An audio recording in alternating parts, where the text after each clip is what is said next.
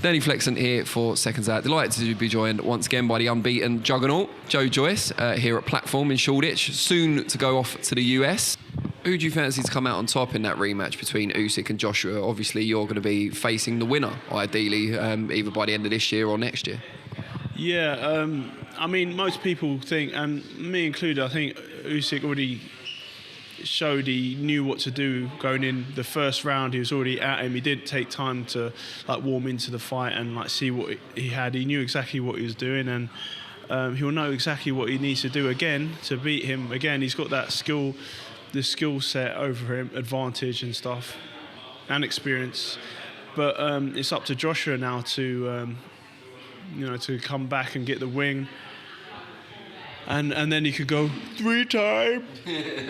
But I think probably Usyk will probably do the same thing again, unless Johnny can. Johnny. unless AJ can like really like do what he was supposed to do in the first fight. Like he made the corrections for Ruiz, so can he make the corrections for Usyk? And I thought his performance in the first fight against Usyk was very clinical. He didn't, but maybe that was a testament to Usyk's skill, and he did the best he could, and it seemed that he was happy to get to the end of the fight, to get to allow it to go to points or whatever. But this time round he'll like what he should have done first time was like to rough him up a bit and like walk him down and try and land something big, and not really. But I think he's a bit worried about what's coming back. So it seems. That adjustment Joshua needs to make that you've just described, kind of walking him down, roughing him up, being consistent with the pressure, it sounds a lot like your style. Is it fair to say you're more naturally suited to someone like Usyk than Joshua is? Yeah, I mean, you can see my fight against Usyk back in the day in the WSB, and I put him through his paces for that fight. It wasn't an easy victory for him.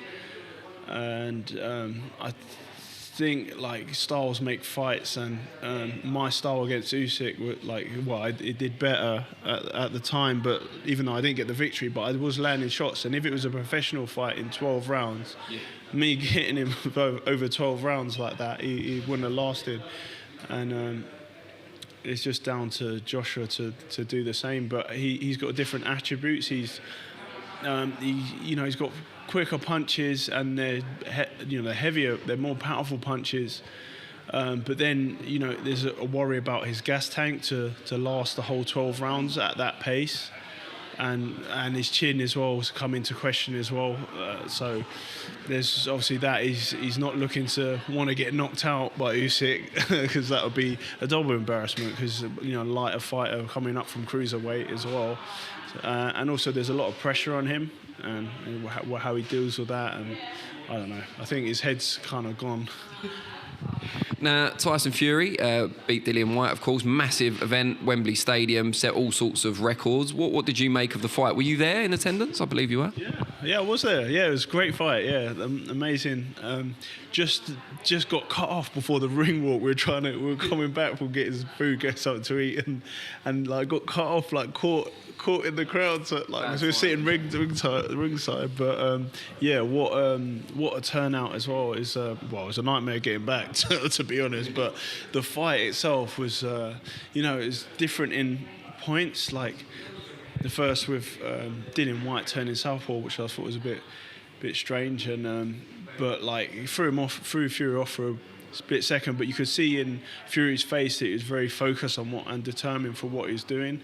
It wasn't switching off at all. And it did get a bit like dirty here, like in the middle of the fight, and then they kind of, the great referee, like got them to shake hands and carry on, and then Fury hit him with that uppercut, and well, arguably with the push as well, but like that uppercut was just flush, straight, heavy force on the chin, and Mike couldn't get up, recover from it. Have you ever been tempted to go Southpaw in one of your fights, just for a round? Yeah, I have gone South. I have turned Southpaw briefly in a fight. Oh, which one was it? I don't know, here and there I have, but only not the whole round. Because we practice so much on one side, that you have to level up to that kind of level on as a southpaw. So I guess if I started as a kid, like young in boxing, then I would have like mastered one orthodox and then switch southpaw, and then I'd have time to hone my skills at that. But yeah, here and there I like to put it in and be able to switch stance. You've been in Fury's camp before, of course. Do you think he will stick to his insistence recently that he's retired now, or do you think we'll see him again in the ring? We'll see him again in the ring, or maybe the octagon, because he says I think he's going to fight Ngannou, word on the street. But let's see. He's probably like waiting around. He's going to spend time with his family and that, and he'll get to a point where he'll probably be like, especially after the Usyk Joshua rematch, and possibly come back to challenge the winner. But let's see what happens. When you see people like Joshua and Fury coming towards the ends of their careers, or according to Fury, he has reached the end, do you see that as an opportunity because it'll be easier to win belts, there'll be more belts available, or are you a bit disappointed that you might not get to test yourself against your British rivals? It's a bit like the Olympics, like they had, like when Joshua and that all did their Olympics, and then Camarelli and all them guys, and then they kind of retired, and then it's like down to the next wave coming through. But let's see what happens, because both Joshua and Fury are both younger than me, so they still got time on this.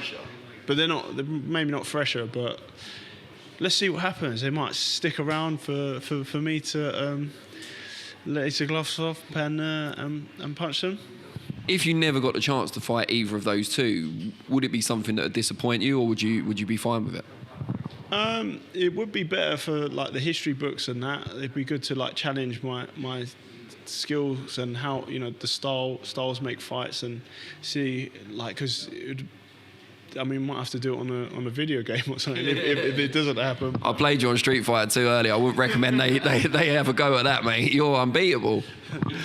But I'd love to fight either one of them, because they're obviously, like, especially for British boxing, and to see who's the best of Britain. And just before we round off, in the build-up to the Daniel Dubois fight, there was a lot of talk about who promoter Frank Warren wanted to win, and who'd been more favoured on the way up, if you like. Since then, it seems like you've been active, you've fought some of the top heavyweights, you're in WBO #1 position.